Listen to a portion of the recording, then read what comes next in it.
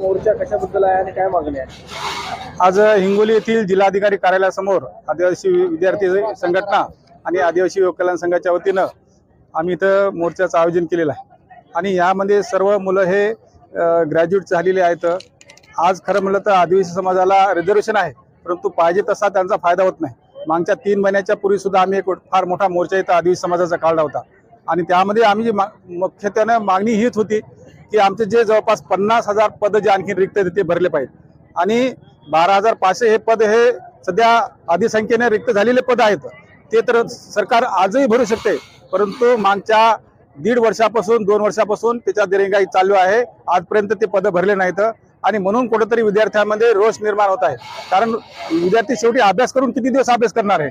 त्याचप्रमाणे TRTA पुण्याच्या मार्फत जे प्रशिक्षण दिलं जाते ते फक्त 6 महिन्याचा कालावधी आहे आणि 6 महिन्याच्या कालावधीमध्ये मुलाचं प्रशिक्षण पूर्ण होऊ शकत नाही। म्हणून आमची मागणी आहे की 1.5 ते 2 वर्षापर्यंत ती कालावधी सुद्धा वाढले पाहिजेत। विद्यार्थ्यांना जिथं नोकरीचा विषय येते त्या ठिकाणी व्हॅलिडिटी कंपल्सरी केली पाहिजे। कारण बऱ्याच ठिकाणी आम्ही पाहिले की जवळपास 1.5 ते 2 लाखापर्यंत बोगस लोक हे आदिवासीच्या मूळ नोकऱ्यावर तिथं बसलेले आहेत आणि त्यामुळे मूळ आदेशाला कुठेतरी यामध्ये माध्यमातून एक अन्याय होत आहे आणि म्हणून आज विद्यार्थ्यांमध्ये जो रोष निर्माण झाला तो रोष व्यक्त करण्यासाठी आणि सरकारला या निवेदनाच्या माध्यमातून आम्ही हीच मागणी करणार आहे की जे पदभरती आणखी शिल्लक आहे ती त्वरित भरली पाहिजेत, एवढीच या मार्फत मागणी आहे।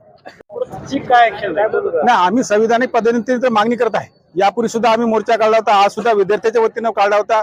याच्यानंतर याच्यापेक्षा आम्ही तीव्र आंदोलन करू आणि हे फक्त हिंगोलीपुरतं राहणार नाही तर पूर्ण महाराष्ट्रामध्ये हे आंदोलन करण्याचं आमचं चालू आहे। मुळात या ठिकाणी असणाऱ्या सुशिक्षित आदिवासी मुलांवर आजपर्यंत सर्वोच्च न्यायालयाने सांगून सुद्धा या ठिकाणी विशेष पदभरती होत नाही। हा गंभीर अशा प्रकारे आदिवासी मुलांना चांगल्या MA BEd झालेल्या मुलांना ऊस तोडीला जावं लागते, वीट भट्टीच्या कामाला जावं लागते। याला कोण जिम्मेदार आहे? या ठिकाणी सर्वात मोठं शासन जाणीवपूर्वक आदिवासी मुलांची पदभरती घेत नाही आणि या आदिवासी सुशिक्षित मुलांना आज ऊस तोडीला वीट भट्टीच्या कामाला जावं लागते। आज तरी शासनानं डोळे उघडून या आदिवासीवर होणारा अन्याय थांबवावा अशी या मोर्चाच्या माध्यमातून आम्ही या शासनाला विनंती करतो। हे खोटे जातीचे प्रमाणपत्र काढणाऱ्याला तुम्ही फक्त दयेचा अर्ज तुम्ही स्वीकारता आणि खरे आदिवासी मुलांना या ठिकाणी वीट भट्टीला कामावता। हा कुठल्या प्रकारचा या ठिकाणी न्याय आहे? या ठिकाणी शासनानं तातडीने न्याय दिला पाहिजे। माननीय मुख्यमंत्री महोदय, माननीय आदिवासी महोदयांनी आदिवासी विशेष पदभरती तातडीने घेण्यासाठी